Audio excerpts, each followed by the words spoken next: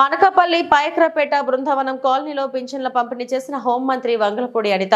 హోంమంత్రి వంగలపూడి అనిత మాట్లాడుతూ ముఖ్యమంత్రి నారా చంద్రబాబు నాయుడు పింఛన్ల పండుగ ఒకరోజు ముందుగానే తీసుకువచ్చారు. చరిత్రలో మొదటిసారి ఒకరోజు ముందు పింఛన్లు ఇవ్వడం, ఒక రోజులోనే 95% పింఛన్లు పంపిణీ చేశారు. వాయుగుండం నేపథ్యంలో అప్రమత్తమైన ఏపీ ప్రభుత్వం భారీ వర్షాల నేపథ్యంలో సీఎం మంత్రులు అధికారులతో టెలికాన్ఫరెన్స్ నిర్వహించారు. ఎలాంటి ప్రాణ నష్టం జరగకుండా ముందస్తు చర్యలు తీసుకోవాలని సీఎం ఆదేశించారు. లోతట్టు ప్రాంతాల్లో ఉండే ప్రజలను పునరావాస కేంద్రాలకు తరలిస్తున్నాం. అధికారులు ఎప్పటికప్పుడు ప్రజలను అప్రమత్తం చేస్తున్నారు అని హోంమంత్రి అనిత తెలిపారు. 1వ తారీఖునే పెన్షన్లు అందజేస్తామని చెప్పి మాట ఇచ్చిన ప్రకారం 4000 రూపాయల పెన్షన్ ప్రకారం దానికి కూడా ఇంటింటికి తీసుకెళ్లి వాళ్ళకి ఇస్తాము అని చెప్పిన మాట నిలబెట్టుకోవడానికి ఈ రోజు గౌరవ చంద్రబాబు నాయుడు గారు ఒక రోజు ముందుగానే పెన్షన్ల పండుగ తీసుకురావడం జరిగింది.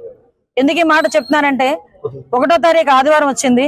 ఈ ఆదివారం పెన్షన్లు ఇవ్వడంలో మళ్ళీ అధికారులు అదేవిధంగా ఎంప్లాయీస్ అందరూ కూడా మళ్ళీ ఇబ్బంది పడతారు. దీన్ని ఏం చేయాలి, 2వ తారీఖుకి మార్చాలా, ఏం చేయాలి అని చెప్పి తర్జన భర్జన పడే సమయంలో గౌరవ ముఖ్యమంత్రి గారి నోటి నుంచి వచ్చిన పదం 31ని ఎందుకు ఇవ్వకూడదు, పెన్షన్ అనేది ఒక రోజు లేట్ అవ్వకూడదు కానీ ఒక రోజు ముందుగా ఇచ్చినా ప్రాబ్లం లేదు, డెఫినెట్ గా ఎవరైతే పెన్షన్ దారులు ఉన్నారో వాళ్ళందరూ కూడా ఎదురు చూసే పరిస్థితి కనిపించకూడదు, ఒక రోజు కూడా వాళ్ళకి లేట్ అవ్వకూడదు అని చెప్పి చరిత్రలోనే మొట్టమొదటిసారిగా పెన్షన్ 1వ తారీఖుని కాకుండా ముందు రోజు కూడా ఈ రోజు రేపు ఆదివారం కాబట్టి శనివారం ఈరోజు 31st ఈ రోజు పెన్షన్ పంపిణీ కార్యక్రమం అనేది జరిగించడం అనేది ఆయన తాలూకా దూరదృష్టికి అదేవిధంగా ఆయన తాలూకా నిబద్ధతకి ఒక పరాకాష్ట మనం అందరం కూడా చెప్పుకోవచ్చు ఈ రోజు. ఎందుకనంటే చంద్రబాబు నాయుడు గారు అదే ఎన్డీఏ ప్రభుత్వం చెప్పినట్టుగానే ఈ రోజు పెన్షన్ విధానంలో అందరికి కూడా ఆల్రెడీ ఈ టైంకే దగ్గర 76% పెన్షన్లు కూడా పంపిణీ చేయడం కూడా జరిగిపోయింది.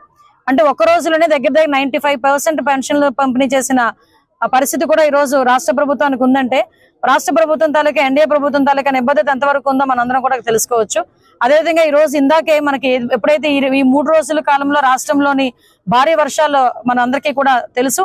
ఈ భారీ వర్షాల కారణంగా ఎక్కడా కూడా ఎటువంటి ఇబ్బంది కలగకూడదనే ఉద్దేశంతో ఇప్పుడే గౌరవ ముఖ్యమంత్రి గారు అందరు ఎమ్మెల్యేలతోని మంత్రులతోని అందరితోని కూడా ఇప్పుడు టెలికాన్ఫరెన్స్ కలెక్టర్లతో అందరితోని కూడా టెలికాన్ఫరెన్స్ తీసుకున్నారు.